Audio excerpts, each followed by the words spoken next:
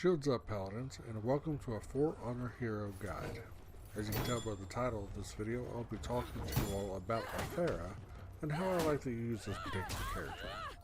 Afeera is one of the hybrid characters within the Outlanders faction. She has a hard difficulty rating while having a relentless rushdown and is mix-up intensive.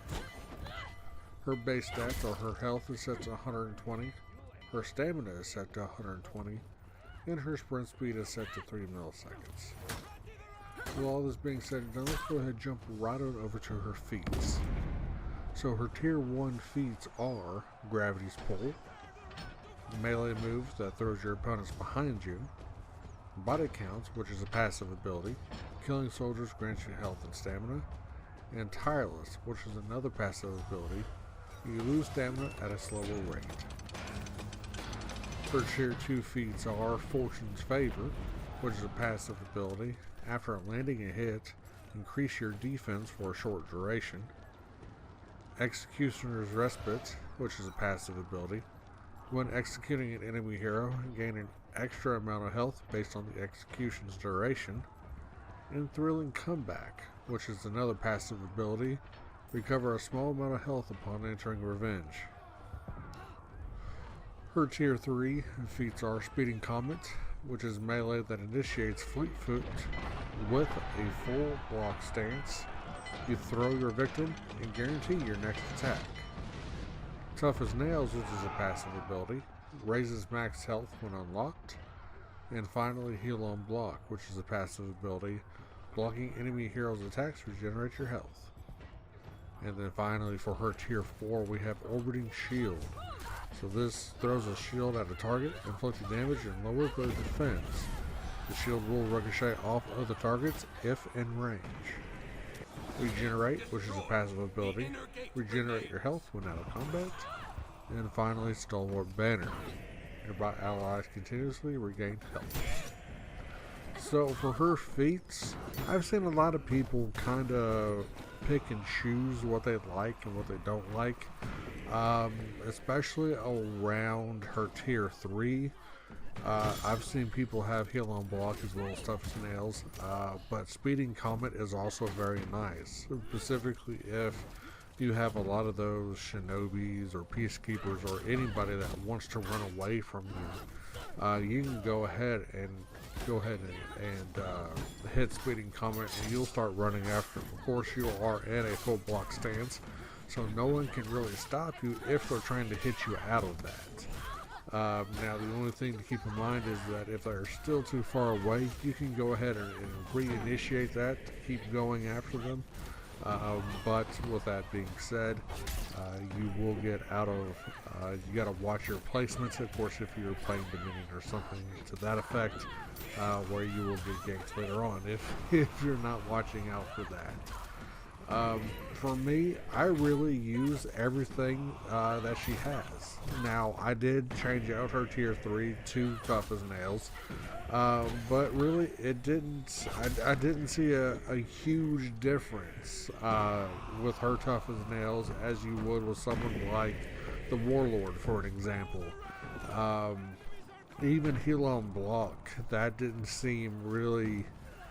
Sure, getting some health back after blocking for so long is great, but she's supposed to be an aggressive and a mix-up intensive character, so really Heal on Block is kind of letting you play more of the defensive route with her, which I don't think is the way that she's really meant to be played, and I'll get more into that later on. Her tier 4 Orbiting Shield is great. This particular shield, now the targets, if in range, quote unquote, have to be very, very close together. Even if they're a little bit farther apart from each other, it doesn't have to be a lot, and the shield will not do it. And so it's almost like they have to be like back to back before the shield will just sit there and bounce to everybody or whoever's in range. But the great thing about this is that it does lower their damage and defense quite a bit. As soon as you throw that, you're able to pretty much kill someone with a heavy and a light, basically. It's that much damage on this thing. So that's, to me, orbiting shield is almost a have to with her. Going to her tier 2 Fortune's Favor. Who doesn't like extra defense? Executioner's Respite, again, that's just giving you more health. Thrilling Combat, that's whenever you enter Revenge, you get more health. I picked, I would want more defense to make me able to stay out in the field longer, where I don't have to keep running back to get health. And of course her tier 1 body count, body count's nice. She's not really the best at taking B. I've seen people use Tireless. Tireless is actually another great one that you could use for her, specifically on top of that with her perks that she has. Now her perks, I use Devour, Endurance, and Clever Tactics, and I do know Tireless and Endurance do stack with each other. So you could use Tireless and Endurance instead of Gravity's Pull. But the great thing about Gravity's Pull is that if you got someone that's, you're killing them, they look easy to kill, and all of a sudden you get them low health and they just turn into a block and parry master all of a sudden. I know we've all seen it. Just go ahead, pop Gravity's Pull, and that's, once they're low enough, you can go ahead and kill them with that. So that's a great thing, just to say, hey, get out of here, I'm done fighting with you. So you can go on and help your team out or whatever. So with all that being said and done, let's go ahead and get over to her hero specific moveset. Now this is where I'll go into the hero tactics, or the training ground, for whatever the character is, and let the game teach you kind of the combos and stuff like that. So up on the screen you'll see all that going on while I'm talking about other different things. So I'm not necessarily going to go over the combos, but I'm going to go over to like what her high recovery bash finisher is, and what she can do, this, that, and the other. Okay, so she is a hybrid character, so Renown is balanced across all activities. Now this is of course for non-Dominion and Breach game modes only. Of course everyone knows for Dominion everything's kind of balanced amongst all characters.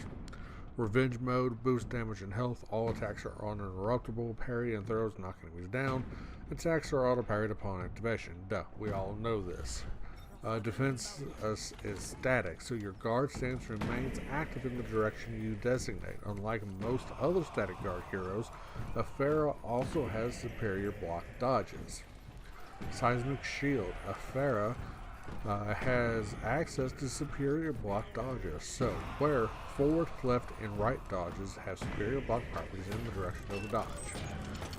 So her superior block lights, both opener and finisher, lights have superior block properties during the startup, causing an attack to become a crushing counter, unblockable and increased damage, if successful at blocking an attack.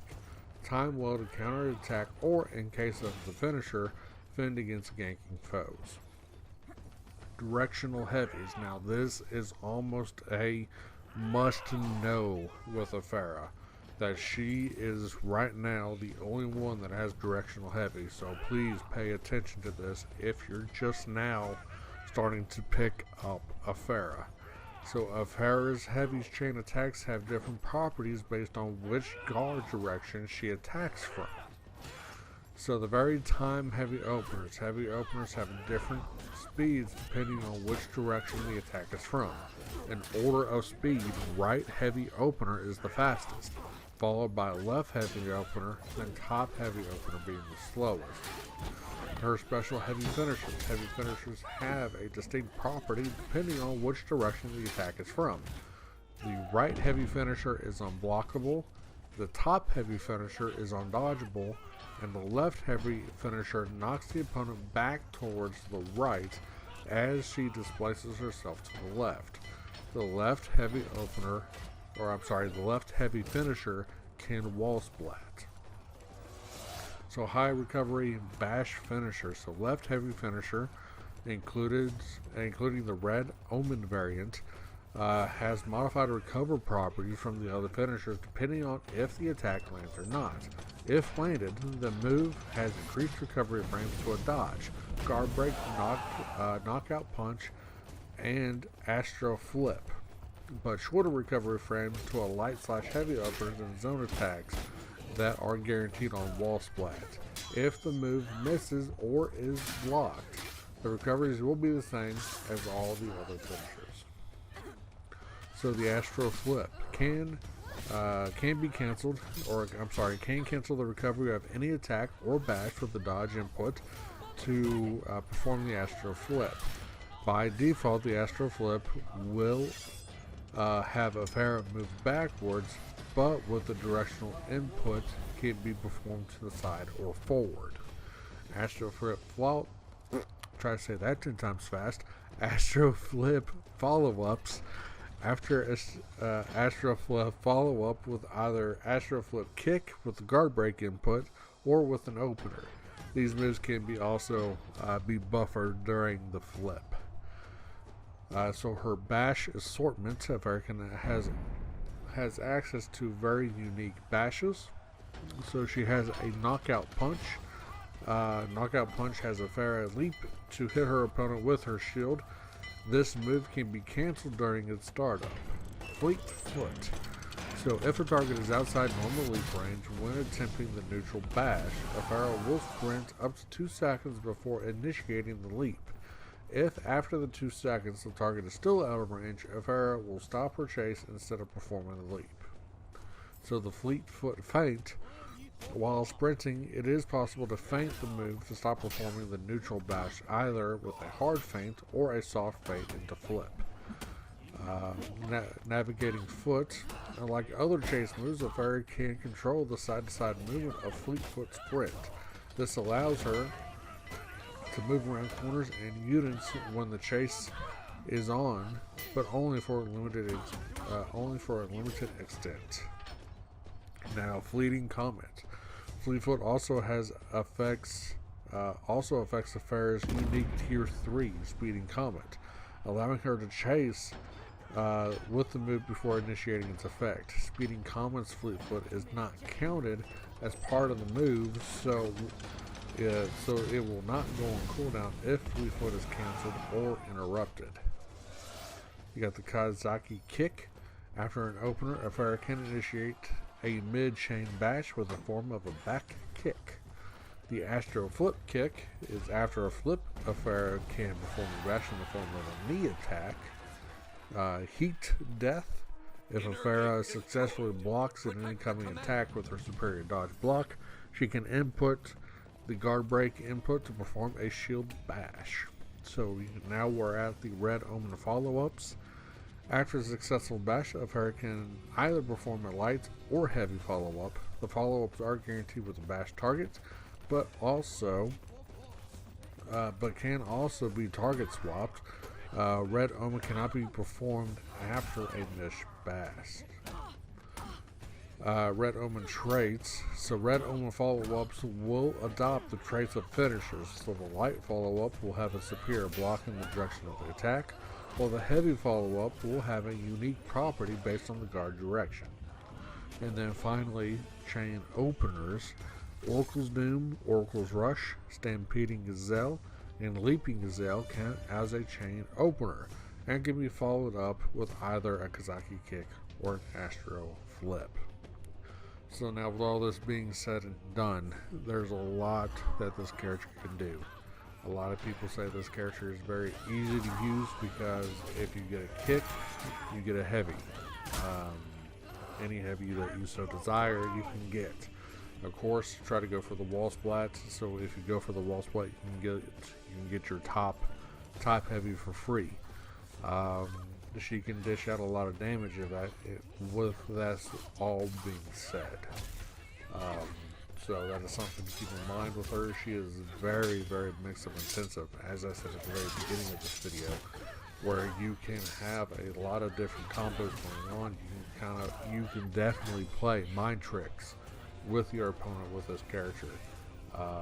You can go into a kick with a side heavy, Feint the kick, go for a guard break, do another side heavy, go, wall splat them, your top heavy, do a dodge, do your kick flip back or your astro flip, and then go right back into your knee kick or your Kazaki kick, and then keep doing your heavies, whichever way direction you wish to go.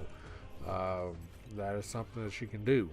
She's not, she used to be able to have an infinite combo, but they did nerf that, where she does take a little bit more stamina with her attacks. But with this all being said, she is still very dangerous. And if you are looking for a character to use that is pretty simple, but also very fun, she is definitely down that alleyway. But one thing I will say is that if you do use this character and plan to main her, definitely spend some time learning the kit and also feinting. Learn how to feint with this character, and you will be a menace on any battlefield that you so desire to play in. So, with all that being said and done, hopefully you all enjoyed this video. Please drop a like. As always, don't forget to subscribe. And with all that being said, I will see you in the next video.